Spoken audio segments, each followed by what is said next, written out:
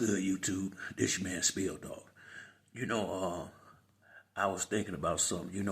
Some years ago, a lot of years ago, Roy Jones Jr., before he fought Tarver the first time, he went from light heavyweight and went up 2 divisions and fought John Ruiz and won the heavyweight title. And I think a lot of people looking at that, well, some people are looking at that, maybe even Crawford looking at that, thinking he can do it as well.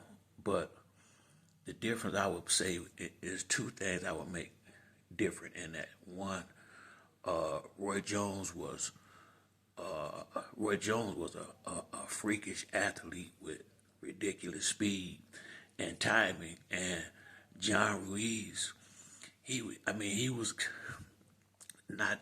I don't want to be disrespectful, but he was more of a journeyman.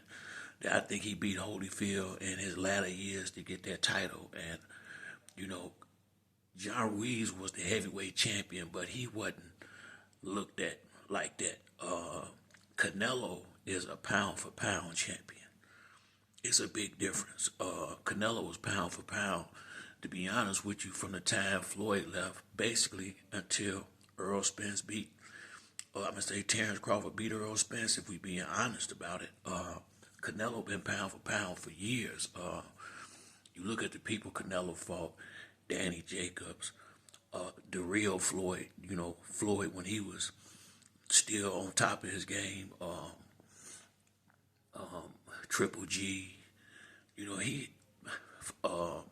Canelo has fought bigger and better fighters than Crawford. He even knocked out some of the guys that Crawford has fought. Amir Khan, Kell Brook. They had to throw the towel in for Kell Brook because he's about to get murdered against Triple G. I'm sorry, not Canelo, but it's just too much of a jump against a fighter that's still that good, and younger than you, and truth be told, much stronger and just as good of a fighter. There's 2 areas where I would give Crawford an advantage over Canelo: footwork and reach. Crawford got a 74-inch reach, so he would be able to, pump that jab from a distance. And Crawford I have said this before he fought Spence, he got the best feet in the game. I love Crawford footwork. But that ain't going to be enough to get through 12 rounds with a killer like Canelo. If you can't hurt Canelo, which I don't see how Crawford would be able to, how you going to keep him off you? You can't win a fight running every round, and it will turn into that. What happened when Canelo started landing? Crawford is a good fighter, but he ain't got Floyd Mayweather level defense, and Canelo was touching Floyd. So what make you think he not going to put hands on Crawford in there, and Crawford going to have to chin up? Canelo got one of the best chins in the game. I have seen Canelo get hit hard by Triple G and other real big punches and eat them like Skittles. So I don't see nothing Crawford could bring to Canelo he ain't seen before. I don't. Crawford not a better boxer than Floyd. Crawford don't have better defense than Floyd. He don't. Now Crawford got better, once again, Crawford long arms is a big factor in his domination from 135 to 147 and 154, in my opinion, because he's a good boxer that can fight left and right, and he know how to use the distance and got good combinations. It's not gonna matter with Canelo. He can eat him. Canelo got good defense too. Canelo is a complete fighter. That fight that Canelo had with Floyd, I said this before, Canelo, that was the reason why I started making these videos a long time ago, because I was a big Canelo fan. And I watched when he fought Triple G. If you go watch the fight, you would think Canelo must have watched that fight with Floyd 20, 30 times and basically used the same strategy Floyd used against him, against Triple G in that first fight. Go back and watch it. Watch him fight Floyd, then watch him fight Triple G, and see did he do? He did a lot of stealing, and ain't nothing wrong with that. Floyd retired. You go in there with the best. You're a fool if you don't learn something.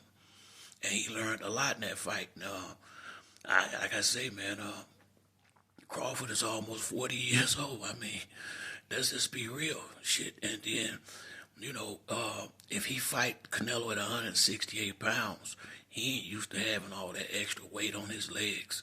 Now you gotta use that extra weight 12 rounds against a good fighter that's punching hard and coming. He gonna get tired late. It's possible anyway. I think if they had to fight, it'd be a cash out fight for Crawford, and I would watch it. I would be rooting for Crawford all day long, but I'd be knowing where I'd be expecting at some point if to get ugly in there when Canelo really get warm. Bud get caught a lot in fights. I mean, and one thing about Bud, he a tough guy. So if you start catching him, Bud gonna fight. He not a coward like that. I mean, Bud will fight. He not gonna just run like that. Especially if he start getting trapped and getting banged on. He ain't gonna just sit up there and take it. He gonna give some back. And that's when the problems will probably start. From what, in my opinion, I like Bud. To be honest with you, I liked Bud before he fought Earl, but I was a big Earl Spence fan, but I was a big Crawford fan too, and I wasn't crazy about the guys Crawford was fighting once upon a time, but I will say this, from the time he got welterweight, and I think from the Mean Machine fight on out, he fought the right fights. Sean Porter, Kell Brook, Amir Khan. And people say, well, them guys was older. Well, that's the way you do it. They were still solid fighters. I'm not going to take that away from them. Kell Brook was fighting good in that fight. I mean, he got caught, and Crawford got him on the ropes and landed them bombs, and he couldn't take it. You can't get that shit. That's all that was. Crawford was getting... Kell Brook was landing a lot of punches before that time came. He was winning rounds. You ask my opinion, he was up in the fight before Crawford took him out. Same with Amir Khan. Amir Khan don't get hurt. Who knows how that one go? Because Amir Khan was doing good in there with Bud. So, that speed was giving Bud problems. Now I don't think Amir Khan came to win the fight that night. I think he did better than he thought he would. But he just didn't come to win and took the easy way out. Bud will tell you that they basically quit. He took the easy way out when the fight started getting tough. But he was doing good. If you ask my opinion, go watch the fight. But those was good learning experiences for Terrence Crawford at welterweight. And, he has done a good job with his career. I mean, you can't hate on nothing he did, but... the guys he fought, and you look at the guys Canelo fought. Canelo is a bigger fighter that fought better fighters that got a better chin and a bigger punch. Shit, I mean, only reason why people feel like Bud will do it is because I had looked in the Earl Spence fight and looked like Earl Spence came in the ring high and hadn't been. I mean, him and Derrick James was on some bullshit. Let's just keep it real. He was training Earl and 3-4 people at the same time, had them coming in slots for the biggest fight of that boy's career. So Derrick James didn't do his job like he was supposed to in that particular fight either. Let's just be honest. Not to say things would have turned out any better. What happened, but that's not going to get you past. Canelo ain't out here trying to be no rapper. Canelo ain't got one foot in and one foot out, so if he take the fight, he gonna take it 100% serious. He got some good trainers. He got some hell of a trainers, and he got a good team behind him. I mean, just like Bud do.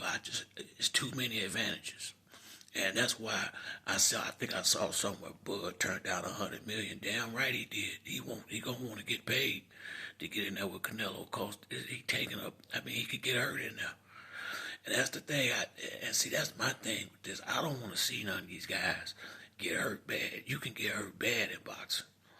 One get hit too hard by the wrong punch, by the wrong type power can mess up the rest of your life. So if I'm Crawford, if to take that fight, yeah, I want to get overpaid.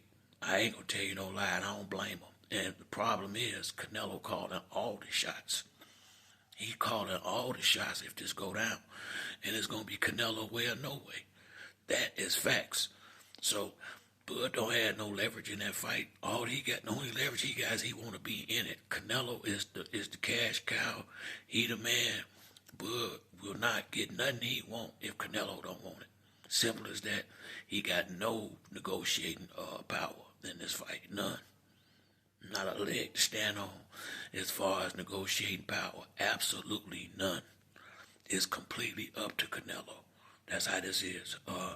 Canelo don't need Bud. Bud need Canelo. So this is all in Canelo's. I mean, it would be similar to when Oscar and Floyd fought if they get in the ring. Simple as that. And Bud is not gonna give nothing. Won't give Crawford nothing he won't. It will be Canelo way or no way at all if they fight. And that's one of the main reasons why I say I don't like that fight for Terrence Crawford. I would rather see him go and retire. I really would, but I would watch the fight, but I would rather for him to retire if this the only route he see left in boxing, for two reasons. One, what I said about the negotiation, he got no negotiating leverage in this fight, and two, I don't want to see him get hurt out there. I ain't saying he will, but I don't want him to why take that chance? Unless now, once again, if you're going to give him generational wealth, 150, 120, money like that, got to go on in there. Got to go on in there now. But if it ain't like that, man, he ain't Jesus. He Bud. I mean, you can't just, it sound real good, him going up to 168 and beating Canelo. Yeah, but Terrence Crawford, a pretty good boxer, but I've seen better. I ain't trying to be funny. I've seen better, and once again, Floyd. And Floyd went 12 hard rounds with Canelo. It wasn't, don't get me wrong. Floyd clearly won, but Canelo was clearly in the fight. It is what it is. He was doing pretty good late in the fight. Floyd schooled him. He really did, and ain't nobody schooling that boy no more. Canelo is ready. That ain't no walk in the park. And a lot of guys, a lot of boxers, they feel the way I feel, but they friends with Crawford, so they ain't gonna say that shit.